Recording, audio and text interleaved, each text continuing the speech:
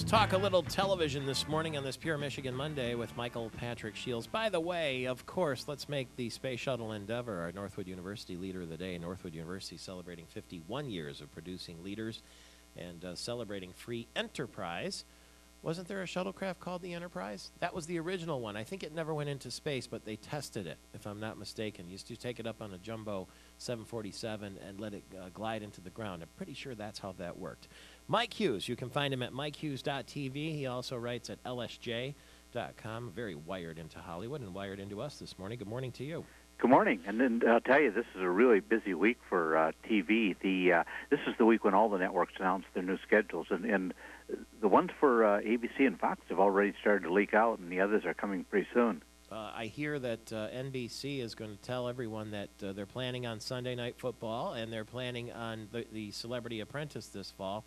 A, does that mean they know something about the football strike that we don't? And B, does it also mean Donald Trump is not really going to run for president? He's going to stay on the tube. Well, on the second part of it, they've said they're going to come out with Celebrity Apprentice with or without Donald Trump. Oh. Now, we all roll our eyes at that and say, yeah, I'll bet. Trump's popularity has dropped in the last couple of weeks, and I'm betting that what they know is that Donald Trump won't be running. But they claim no matter what, they're going to do it. As far as football this fall, I'll tell you, that's just hopeful optimism. I'm not sure about football. They've got a few shows in backup, and they might well. They've got football listed there. You can list it all you want, and you still got to have the game. That's a lot of programming to fill. What is it, almost 4 hours probably on Sunday night? It is, night. yeah. For them, it's 4 hours. I mean, some of it would be Dateline if they would fill the first hour with Dateline if there wasn't football. But the rest of it, yeah, they've just got to grab some. And they do have about 3 or 4 shows already in production for mid-season that they could put in the fall if they had to. But, yeah, what a hole that would be in their schedule if they didn't have football. Man. I talked to Ken Delafour, who played for the Lions. I'm going to be with Matthew Stafford, the Lions quarterback, later today at a private function in Grand Rapids. And Ken Delafour said there's no way this lockout is going to last into the season. There's so much money on the table, and really it's $1 million here, $1 million there, that there's no way they're going to let that money go down the drain. And I hope he's right. I hope he's right, and that's logical. I wish we lived in a logical world, but we'll see. Yeah, NBC did not cancel very much compared to other people. They're holding 30 Rock off until the middle of the season. Mm-hmm. The only mild surprise is they canceled Law and Order Los Angeles. But, I mean, Parenthood was very borderline, and they renewed that. And even Chuck, people were hoping, boy, we hope Chuck at least gets a final season. And Chuck is going to get 13 final episodes to wrap up this kind of broad, funny story that it's had. So they're kind of playing like a network that isn't sure what's going to happen on Sunday and doesn't want to take any chances. Or they're getting a lot of shows made right now. Detroit 187 is history, huh?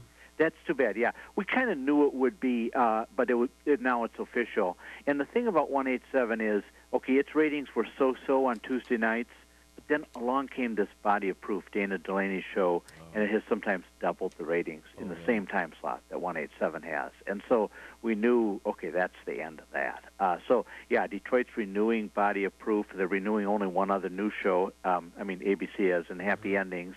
And they're canceling 187 and a bunch of other shows. I was surprised that they canceled Better With You, which is a pretty good comedy. Some people were surprised that they canceled V. But, yeah, 187, it was an interesting first year. The show got better as it went along, but never picked up in the ratings. Sorry to hear that. Mike Huckabee's decided he's not going to run for president. I mean, he must be making some pretty good money at the Fox News Channel, huh? Fox and other things, yeah. That's interesting that he isn't, but there were so many what you'd call fringe candidates, each guys who appeal to 10, 15% of the voters. I guess he decided there wasn't room for him. But, yeah, he's had success with several books. He makes money off Fox, and now he can go back to making speeches for money rather than making political speeches. So, yeah that's interesting. And, Mike is an entertaining guy. He tells stories well. He's just he's a guy who does better not being a candidate than being a candidate. Kind of a Sarah Palin type. Yeah, there you go. The two of them made a lot of money in show business. Could they push it all aside to run again? I don't know. How about Ashton Kutcher taking Charlie Sheen's place in 2.5 Men? Will that work? Oh, yeah, it'll definitely work, but it really surprised me because, first of all, here's a show that would have worked if you would have put a middle star in there, just a so-so star. Yeah. But instead, they've taken one of the star. very most expensive stars. They've said, okay, we're going to take all that money we paid Charlie Sheen, we're going to pay it to somebody else. And it's a very interesting move to make, to take that kind of a big deal plunge, but obviously it'll work. There'll be a lot of curiosity, plus Ashton Kutcher is very popular, too. The only difference they have to do is, in the show before, the Charlie character, played by Charlie Sheen, was very cold and very cynical, and that's where the humor was. Mm-hmm. Well, that doesn't work with Ashton Kutcher. Ashton Kutcher's just a nice guy. He's likable. Everybody likes Ashton Kutcher. So he's going to have to play a different kind of a character. But no, I think the audiences are going to be very strong for that, and I think CBS is in good shape with that move. You think there will be any explanation for the character change, or will they just keep on trucking as if it's the same person? No, I don't think so. I think they'll... I'm assuming, and they haven't said yet, I don't think, how they're going to do it. I'm assuming it'll be a whole different character. I've always assumed that Charlie loses the house in a poker game or something like that, and the new guy wins it and takes over, but part of the deal is he has to keep Alan. I'm not sure exactly how they'll work, but it makes best... the audience is so aware of this, you might as well explain. You can't do like Bewitched. Remember where the last year Darren was played by a different actor? Yeah, he looks the same. He's similar. There he is. Yeah, we hope nobody will notice. You can't do that. You do it on soaps all the time, but this is the most successful comedy on TV currently. Just tell the audience something happened to Charlie, and they all know. Jim Lehrer is giving up the anchor seat there at the PBS NewsHour. 36 years he's going to retire. Yeah, and isn't that a career? And man, it's one of these serious newsmen. So you know that at the core there are still these serious newsmen. And whether he comes and goes at PBS NewsHour, which most PBS stations air from like 7 to 8 or 7 to 8 p.m. at night, just does very solid work every week. So it's interesting to see him finally retire. What other surprises have you seen from the network's new schedules? Anything we should know about? Well,